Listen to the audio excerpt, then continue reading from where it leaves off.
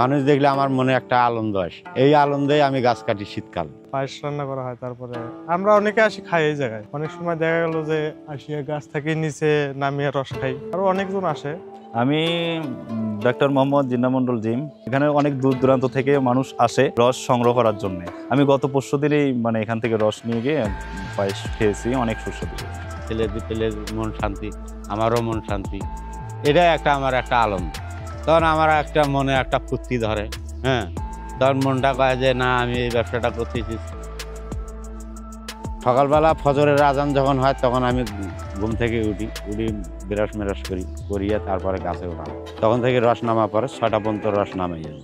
নামানোর পরে ও রস এটা ভাড়া করে নিয়ে ওই পলাশবাড়ি, গাইবান্ধাতে, ধাপের হাট, পীরগঞ্জ এলে দিয়ে রস, মাদারগোজ এলে দিয়ে যায়, কালসারডারা এসব দিয়ে বিক্রি হয়।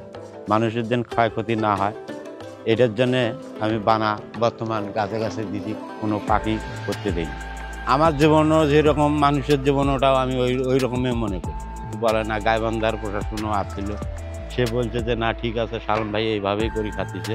28 বছর গাছ কাটার বয়স আমার। এই ভাজাকালাই জরি জামালপুরে বর্তমান ছোট কাল থেকে আমি ন্যাংটা কাল থেকে গাছ কাটি এলে চেনা পড়ি। তারপরেও আবার ফির মানুষ অনেক মানুষ পছন্দ করে রস, কাঁচা রস দিয়ে পায়েস খাইতে পারে, পিঠাও খাইতে পারে।